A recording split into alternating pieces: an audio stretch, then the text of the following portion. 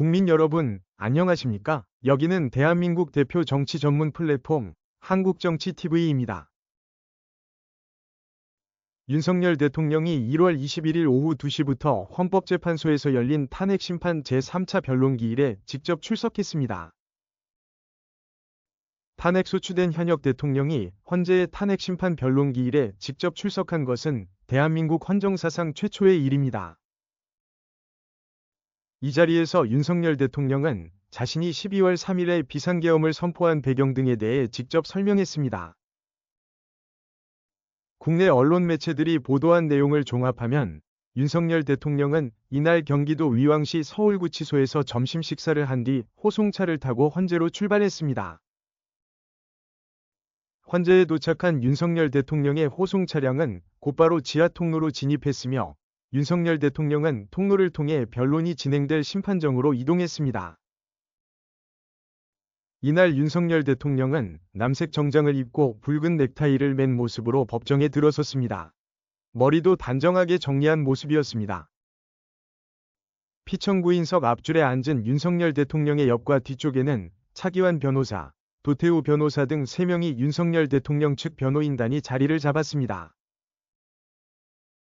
오후 1시 59분경 재판관들이 법정에 들어오자 자리에서 일어나 있던 윤석열 대통령은 재판관들을 향해 가볍게 목례를 했습니다.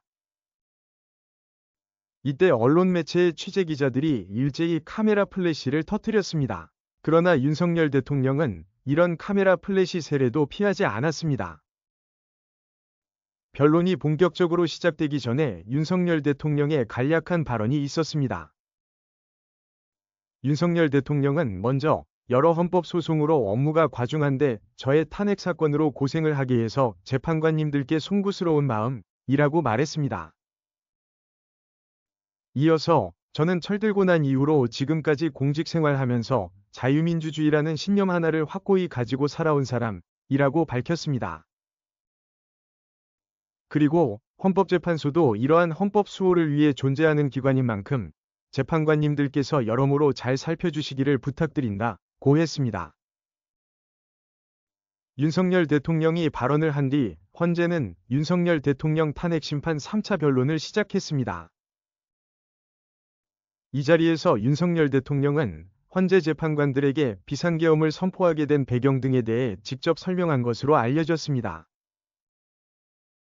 이날 윤석열 대통령 측 변호인단은 비상계엄은 망국적인 국정마비 상황을 국정붕괴 상태로 판단해 발동한 것이라고 밝혔습니다.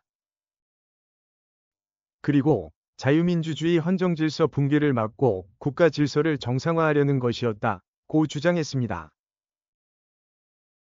오늘 오후 2시에 시작한 헌재의 탄핵심판 3차 변론기일은 1시간 43분 만인 오후 3시 43분경에 끝났습니다. 윤석열 대통령은 1시간 정도 더 헌재에 머물다가 오후 4시 43분경 서울구치소로 출발했습니다. 한국정치TV는 국내 최초로 탄생한 중립적, 객관적, 과학적, 불편부당한 독립정치 미디어입니다. 여러분의 구독과 알림, 자발적인 후원은 채널의 제작과 운영에 큰 힘이 됩니다.